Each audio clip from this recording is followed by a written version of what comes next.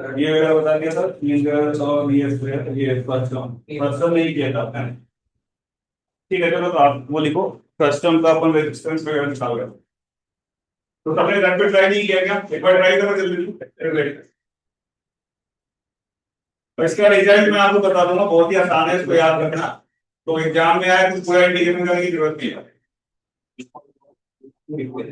ये आपका एक था और ये कितना दिया उसका? 3 और वोल्टेज 3 था। एक बार आप ट्राई करो जल्दी से। ट्राई कर लिया सबने करके? तो इसमें क्या करने जाते हो? एक्स पे जाओगे और डीएक्स का क्या कौन सेक्शन बनेगा, है कि नहीं? ये कौन सेक्शन कैसा दिख रहा होगा तो सर्कुलर होगा। और इसका रेडियस कितना होगा? Small R. अरे हाँ है ना? ऐसे सर्कल से आ रहे हैं ना, इसका रेडियस तो स्मॉल आर। स्मॉल आर की वैल्यू कितनी होगी? लिनियरली चेंज हो रहा है। रेडियस कैसे चेंज हो रहा है? लिनियरली। तो लिनियर का क्या होता है form? M S plus C. M की वैल्यू क्या लिखोगे? B minus A upon L into X plus C क्या हो गया अब देखो बार बार इसको लिखोगे बड़ा एक्सप्रेशन हो जाएगा। मैं इसको C1 बोल देता हूँ, बोल सकता हूँ स्मॉल क्या एक्स प्लस सी रहने देते हैं, बाद में वैल्यू पुट कर देंगे ऐसा।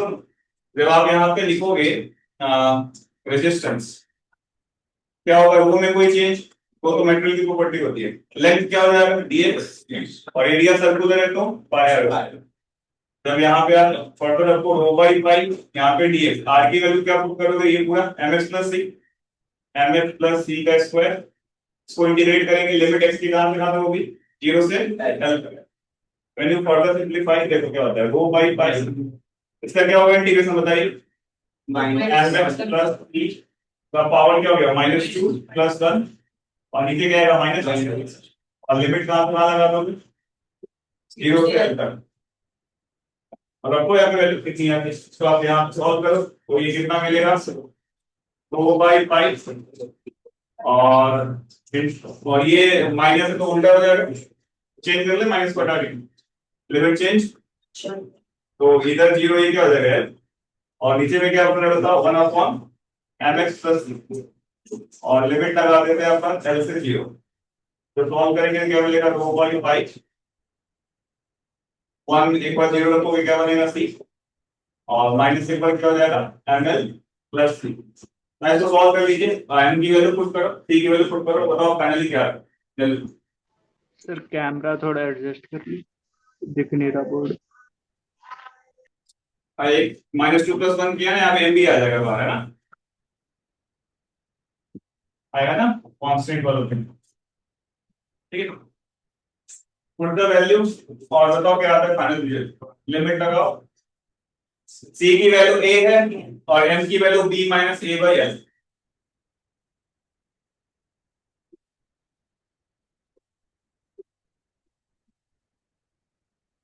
पुट करो, लिमिट रखो, बताओ कितना आता है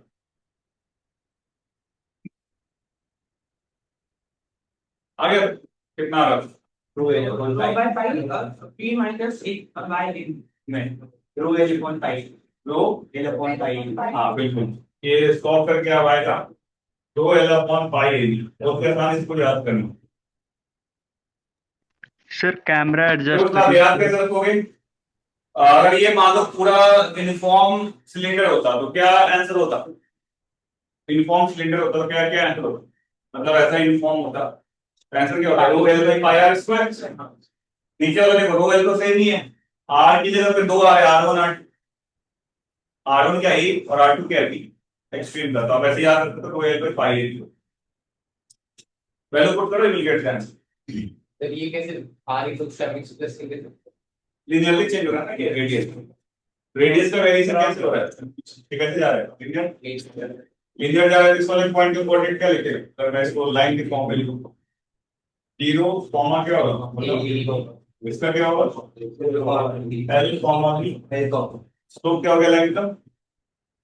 b B minus minus A a का by क्या l. इंटरसेप्ट क्या हो जाएगा? ए। सर लिमिट लगा लो, देखो ये आ रहा है कि नहीं आ रहा? सर हेलो, अबे आवाज नहीं जा रहा। Hello sir. तेरा वेरिएशन ऑफ रेजिस्टेंस।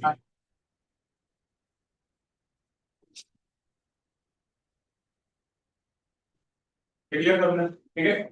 रेजिस्टेंस आपका इस तरीके से वेरी करता है कि रेजिस्टेंस कौन कौन से चीजों पर डिपेंड करता था, मटेरियल, डायमेंशन और फिर टेम्परेचर और सबसे इंपॉर्टेंट है direction of flow of current.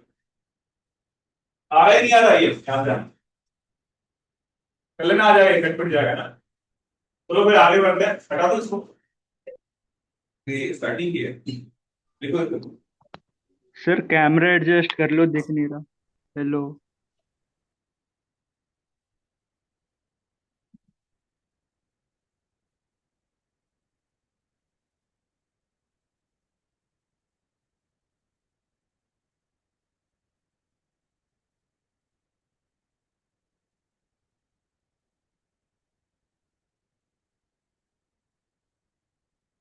क्या है? ये लिख लो फाइनल, और बाद में सिंपल इंटीग्रेट करना। तो हमने यहाँ पे direction of flow of current की चर्चा तो कर ली, मटेरियल की चर्चा कर ली, अब बात करते हैं टेम्परेचर का। तो आप नेक्स्ट लिखो variation of resistance, dependence of resistance on temperature, dependence of resistance on temperature, dependence of resistance on temperature, ठीक है। तो टेम्परेचर पे कैसे डिपेंड करता है चेक करो।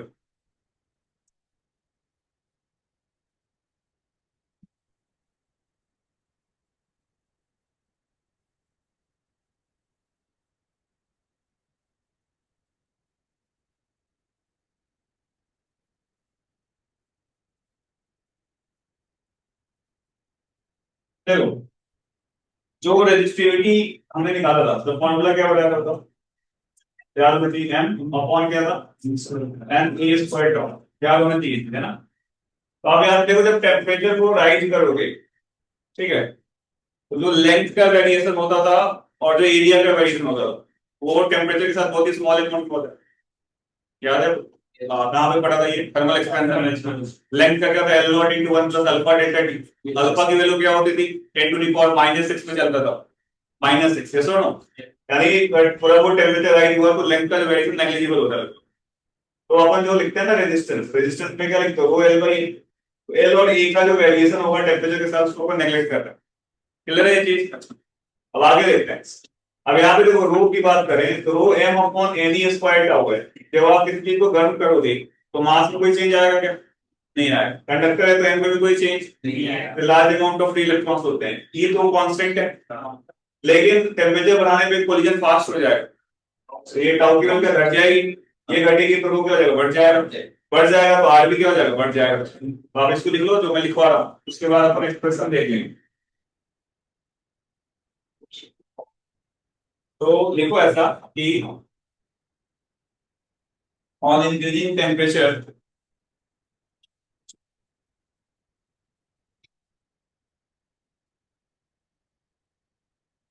the relaxation time decreases due to fast collisions. Relaxation time decreases due to fast collisions. Consequently, resistivity of the material. Consequently, resistivity of the material decreases.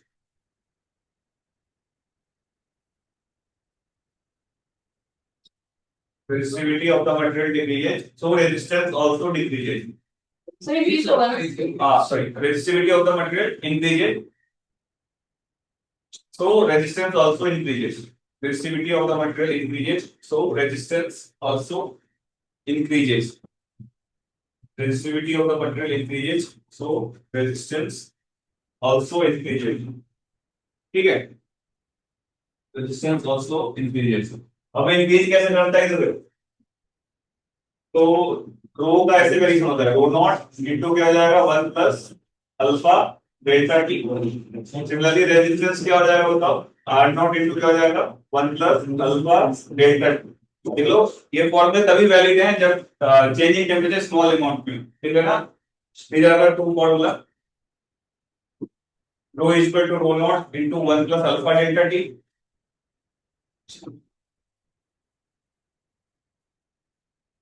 और R क्या हो जाएगा R not into one plus alpha delta क्या alpha क्या है temperature coefficient of resistance alpha is the temperature coefficient of resistance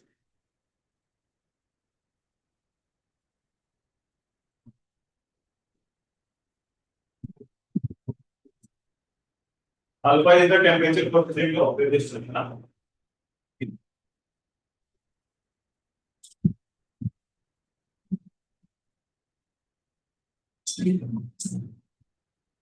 चल है clear है जी अच्छा इसमें आप लिखो कि ये लिखिए था कि this is valid only for small change in temperature अच्छा अगर मान लो अल्फा टेम्परेचर के साथ वेरी कर रहा हूं फॉर्मूला किस में फिट हो जाएगा O equal to rho not T क्या हो जाएगा बताओ 1 plus integration of alpha T अगर अल्फा डिपेंड कर रहा है टेम्परेचर पे तो और आर क्या हो जाएगा R not into 1 plus integration of alpha T if alpha is varying with temperature बहुत ही स्मॉल वेरिएशन होता है अल्फा का टेम्परेचर के साथ लेकिन मान लो एग्जाम में दिया हुआ है वेरिएशन तो आपको ऐसे सॉल्व करना है R is O equal to rho not 1 plus alpha dt R equal to R not 1 plus alpha dt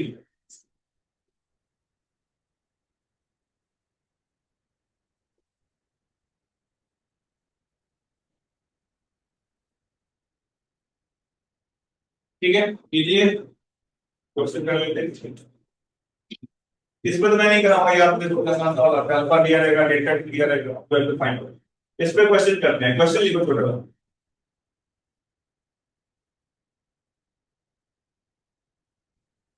so if r naught is the if r naught is the if r naught is the resistance of a conducting wire at temperature T1 if the temperature of the wire is increased if temperature of the wire is increased to T2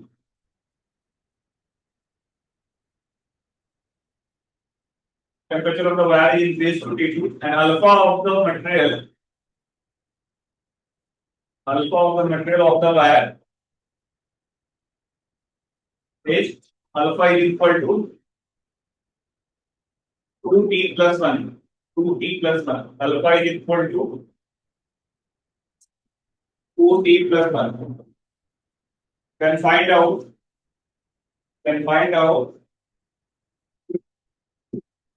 final resistance of the material then find out final resistance of the material at temperature T then find out final resistance of the material at temperature T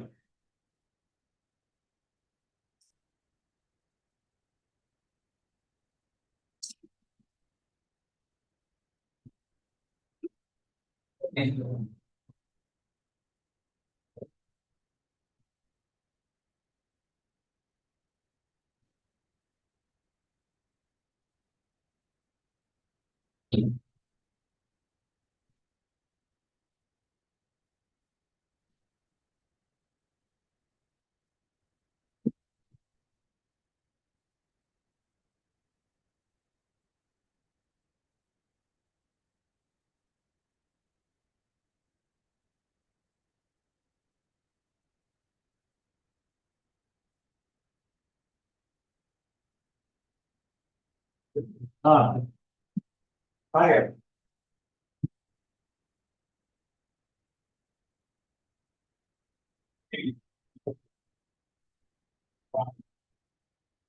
और variation क्या होगा ये है क्या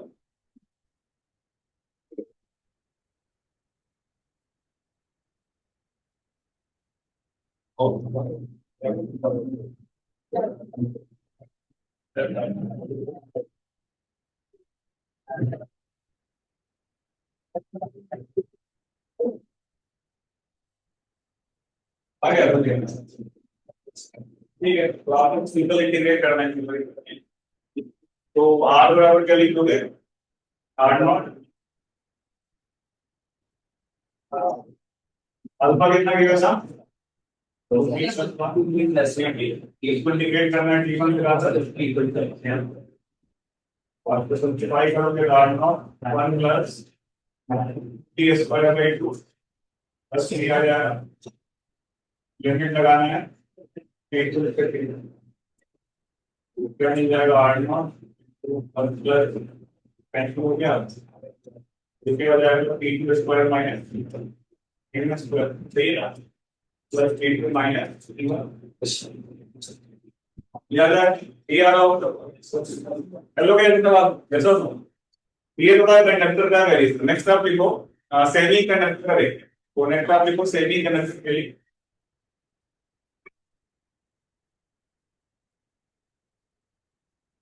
variation of resistance for semi conductor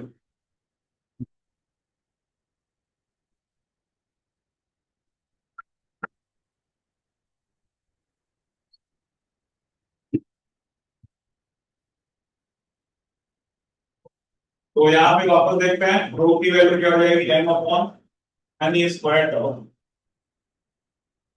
ठीक है तो semi conductor में क्या होता है कि कंडक्टर में क्या होता था लार्ज अमाउंट में क्या होते थे फ्री इलेक्ट्रॉन्स अरे आया ना सेमी कंडक्टर में क्या होते हैं कुछ इलेक्ट्रॉन्स फ्री होते हैं किसके होते हैं बाउंडेड होते हैं नहीं पता तो आगे पढ़ोगे चैप्टर है जब आप टेम्परेचर को राइज करोगे मैंने आपको बताया था इलेक्ट्रॉन घूमता रहता है मजबूरी में तो उसके पास एनर्जी नेगेटिव होती है जैसे इसको थर्मल एनर्जी मिलेगा वो क्या फ्री हो जाएंगे बहुत सारे इलेक्ट्रॉन्स फ्री हो जाएंगे यस और नो तो एन का फैक्टर भी बढ़ रहा है एन क्या होगा number of charge particles per unit volume N बढ़ जाएगा और टाउ क्या हो जाएगा घट रहा है देखो यहाँ पे डिनोमिनेटर में एक फैक्टर बढ़ रहा है एक फैक्टर घट रहा है हम कमेंट कर सकते हैं क्या कि वैल्यू बढ़ेगी घटेगी नहीं कर सकते लेकिन देखो n का फैक्टर काफी ज्यादा अमाउंट में होगा याद ना n किस में चलता था 10 की पावर 23 में डेमोग्राफिक नंबर क्या था 6.023 और टाउ की वैल्यू स्मॉल अमाउंट में हो गया as compare to n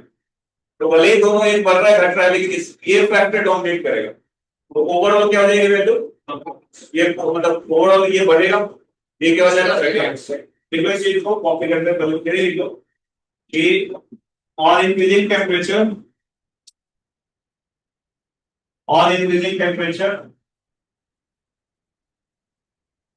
number of charged particles per unit volume number of charged particles per unit volume inside the semiconductor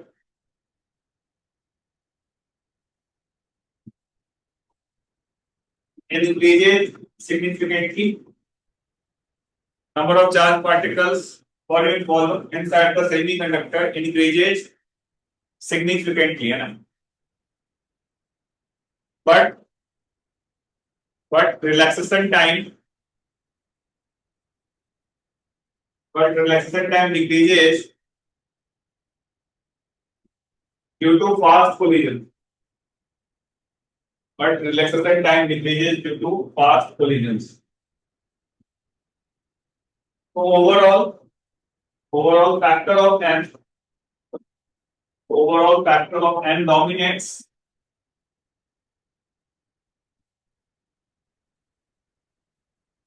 and consequently resistivity of the semiconductor decreases with increase in temperature decreases with increase in temperature decreases with what increase in temperature or in other words we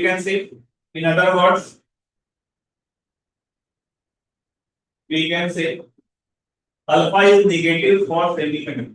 In other words, we can say alpha is negative for what? Semiconductor. Alpha is negative for semiconductor. Alpha is negative for semiconductor.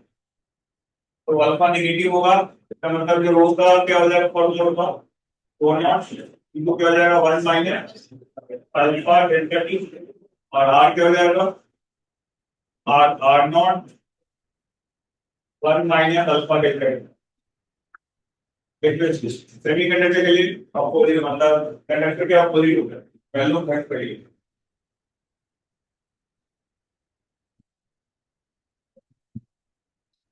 ठीक है, ये सब तो theoretical type के question है जो PVC board पे, ठीक है। अपने जेई में क्या आने वाला है वही इलेक्ट्रिक सर्किट, ठीक है। तो अपन बात करें अभी इलेक्ट्रिक सर्किट्स का, तो लिखो आप इलेक्ट्रिक सर्किट, ये मेन टॉपिक है, ये तो प्रश्न आएंगे।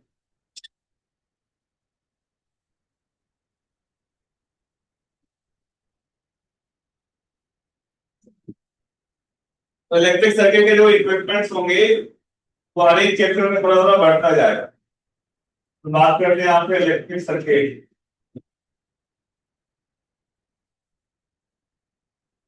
तो अभी तक अपन ने क्या क्या देख लिया, उसके जान पहचान होगी, इससे जान पहचान हो गई थी, इससे जान पहचान हो गई थी ना, और इससे भी जान पहचान। तो आगे चैप्टर में और बढ़ते जाएंगे। ये क्या था अपना रजिस्टर, बना लो इसको शॉर्ट में, जो अपन इस वाले सर्किट में यूज होने वाला है।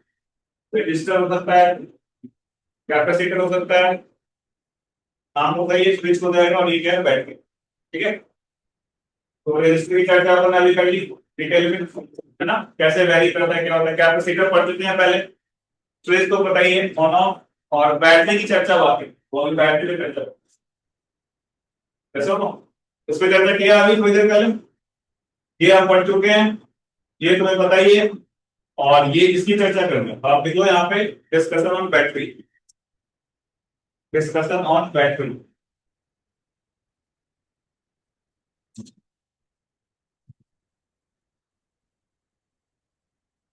बैटरी। तो आप लिखो यहाँ पे EMF of the battery, EMF का जो फॉर्म होता है इलेक्ट्रोमोटिव फोर्स,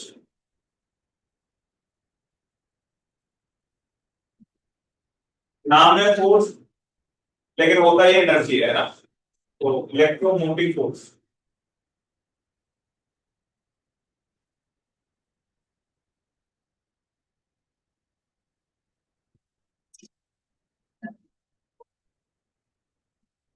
ठीक है, इस वाले को क्या बोलते हैं बैटरी, है ना, ये आपका आइडियल बैटरी, कौन सा बैटरी है, आइडियल, जो रियल में एग्जिस्ट नहीं करता।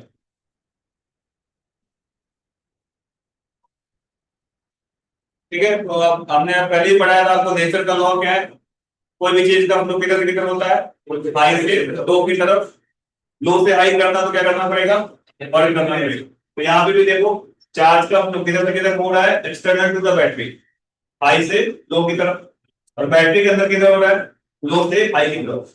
यानी काम कौन करना, किसको काम करना पड़ेगा, बैटरी।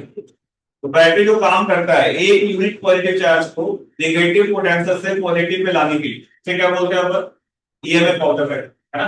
अब देखो, अब ये जो बैटरी नेगेटिव से पॉजिटिव में ले जा रहा होगा, तो ऐसा तो नहीं है कोई लॉस ना हो, कोई ना कोई लॉस होगा, अंदर कोई ना हीट प्रोड्यूस होती है, कैसे तो इसका इंटरनल रेजिस्टेंस होगा।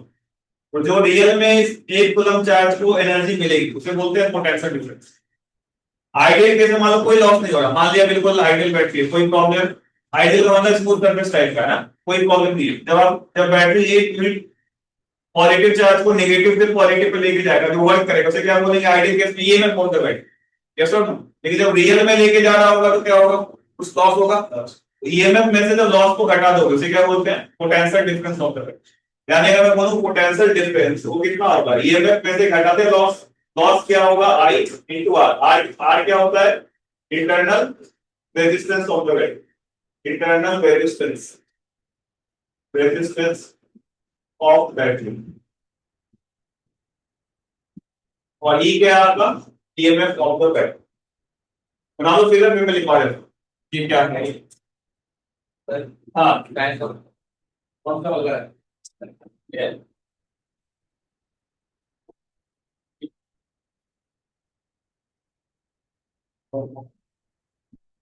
इधर देखिए ना, ऑन किया था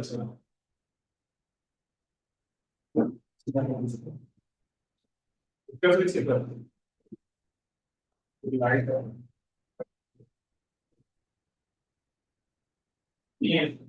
पहले होता अपने आप ही हो गया,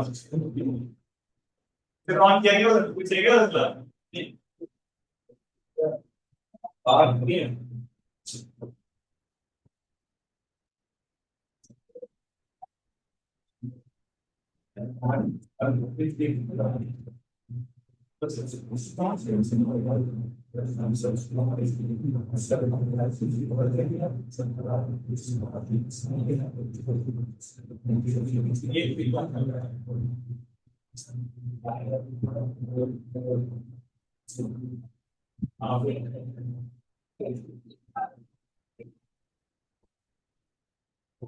ठीक है, तो हाँ लिखो, आप लोग लिखो।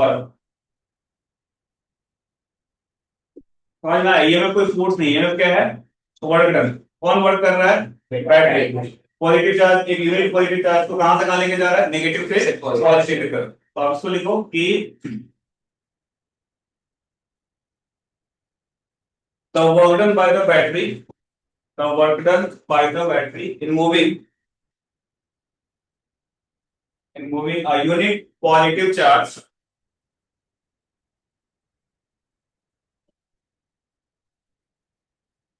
from its negative potential to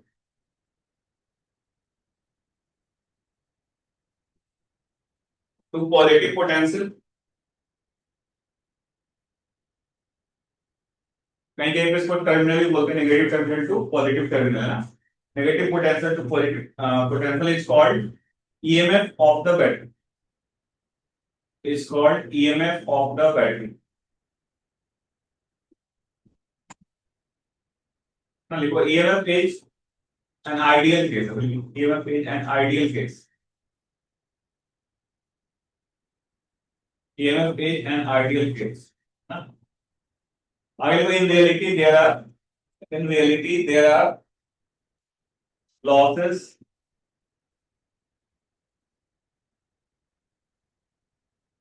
inside the battery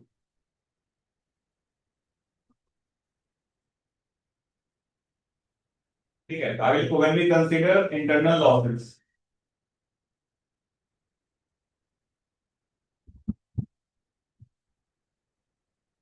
then the work done by battery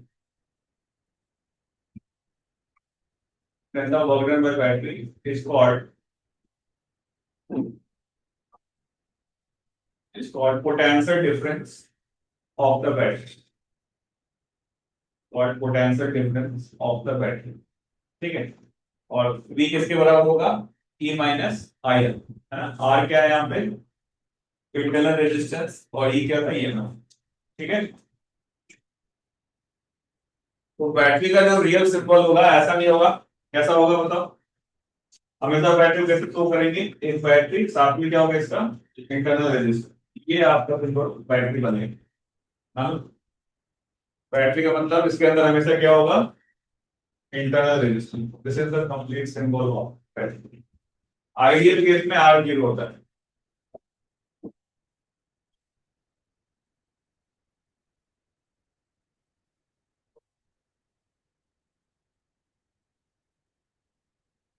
ठीक है, अब देखो यहाँ पे ध्यान सुनना। यहाँ पे आप अगर सीबीएसई बोर्ड जब लिखने जाओगे तो वहां पे कोई भी शॉर्ट ट्रिक से क्वेश्चन सॉल्व नहीं करना है। वहां पे करोगे तो जीरो नंबर देते। आपको क्या करना है? Kirchhoff voltage law, junction law, ये सब लगाना पड़ेगा। वही मैं आपको सिखा देता हूँ कि कैसे वहां पे लिखना है आप। तो आप एक बार स्टार्ट करते हैं इलेक्ट्रिक सर्किट में। सबसे पहले मैं आपको पोटेंशियल डिफरेंस लिखना सिखाता हूँ। एक टर्मिनल से दूसरे टर्मिनल पे कैसे लिखते हैं। जैसे कैपेसिटर में क्या था? नेगेटिव प्लेट मिलने पे क्या यूज करते थे? Positive sign. पॉजिटिव पे नेगेटिव, है ना। सेम काम यहाँ पे देखते हैं। जैसे मान लो कि कोई ब्रांच ले लेता हूँ जिसमें एक रेजिस्टर है, एक बैटरी है, फिर एक और रेजिस्टर है, फिर इस तरह की कोई बैटरी है।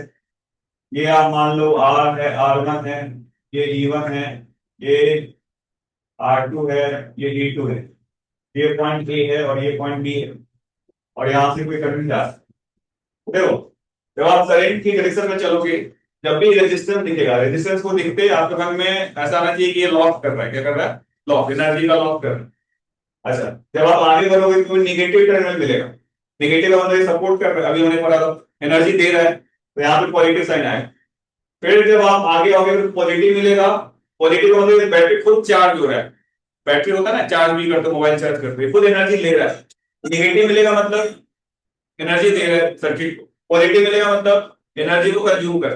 क्लियर है चीज? लिख लो इस चीज को कॉपी के अंदर, कि पहले फिगर बना लो, फिर मैं जो बोलूंगा लिखना है।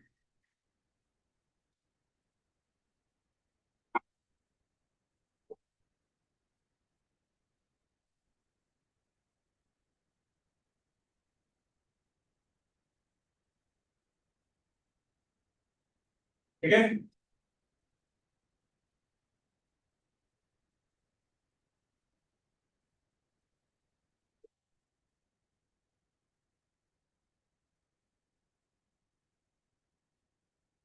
तो ये करंट हो गया, कैपेसिटर हो गया, फिर तुम्हारा ऑप्टिक्स हो गया, वेव ऑप्टिक्स हो गया, सारे exporting chapters.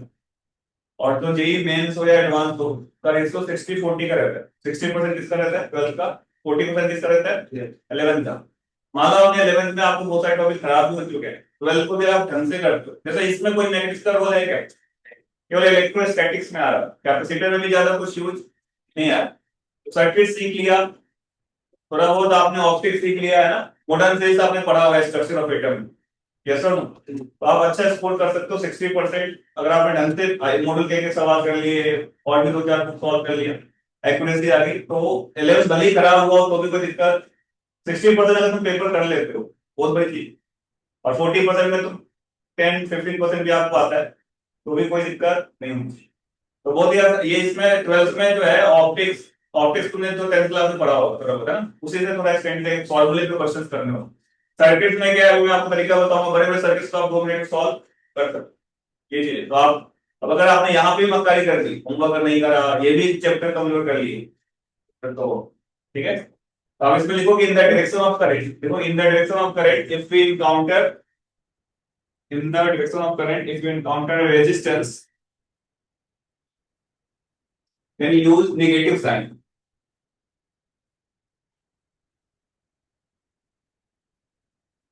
and use negative sign. And if negative terminal of the battery comes,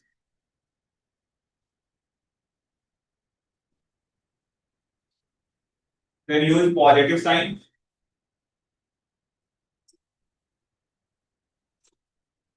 And positive terminal of the battery comes, then use negative sign. Positive terminal of the battery comes, then use कौन सा sign? Negative sign.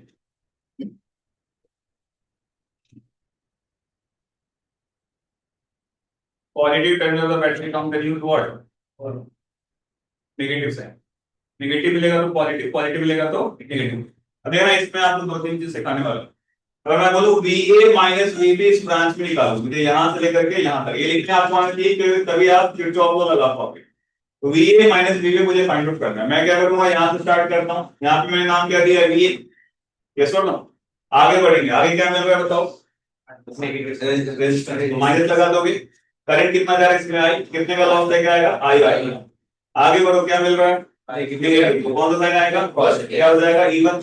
और आगे बढ़े तो minus I R, और आगे बढ़े तो माइनस ई, कहां पहुंच गए टी के पास। तो V A minus V B कितना हो जाएगा, I R one minus E one plus I R two, साथ में क्या हो जाएगा प्लस। देखो इस चीज को इस तरीके से अपन किसी भी दो एंड के बीच में पोटेंशियल डिफरेंस निकाल सकते हैं, ठीक है।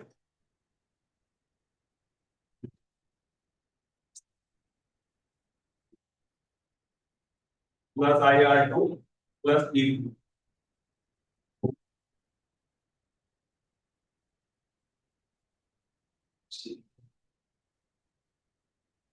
क्लियर है चीज। अच्छा, इसमें एक इंपॉर्टेंट चीज मैं आपको बताना, क्लियर है।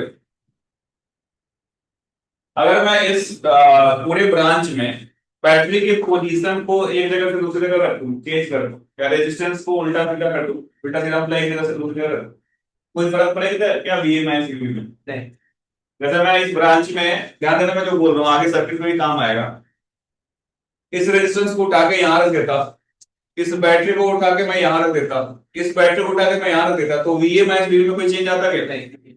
समझ आ रही है इस चीज में ना, एक ब्रांच में बैटरी को कभी भी उल्टा सीधा कर सकते हो, केवल एक ही ब्रांच में। समझ आ रहा है बात? देखो इस चीज को कंक्लूजन में कि in a single branch of the electric circuit, हर जगह नहीं, केवल सेम ब्रांच में, in a single branch of a electric circuit we can exchange the position of, we can exchange the position of resistance and battery, we can exchange the position of resistance and battery according to our convenience, we can exchange the position of resistance and battery according to our convenience for problem solving. और problem solving. तो ये ध्यान रखना, आगे circuits में हो सकता है बैटरी के पोजीशन को चेंज करके सवाल आसान हो रहा हो। तो पहले तो मैं आपको ये पोटेंशियल कितना लिखना सिखा चुका हूँ, एक बार प्रैक्टिस कर लो।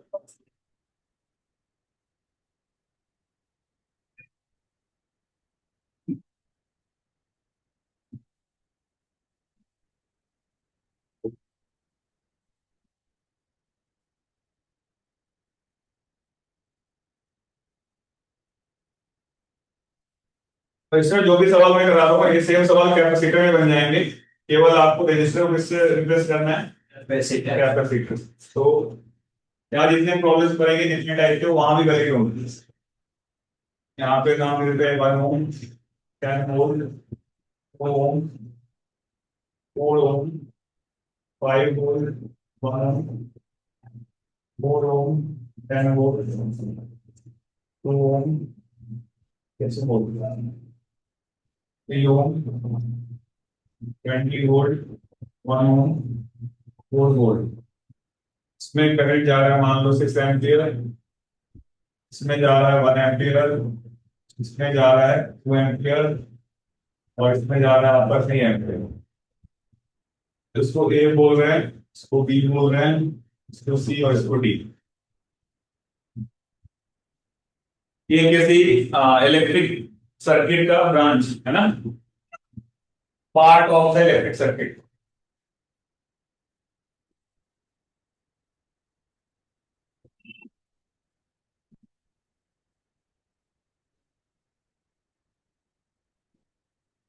पार्ट ऑफ क्या है, electric circuit.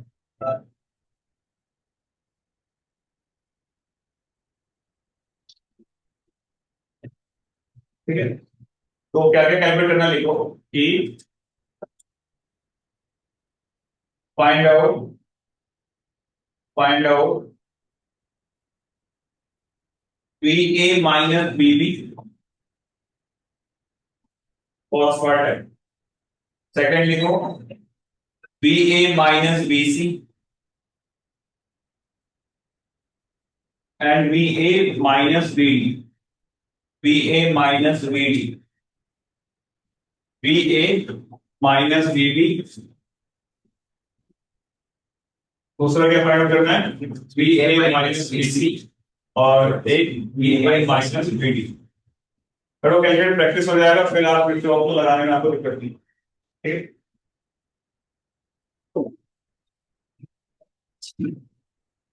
VA minus BD वो जल्दी आ जाएगा, लिखो एक बार फिर तक ठीक है।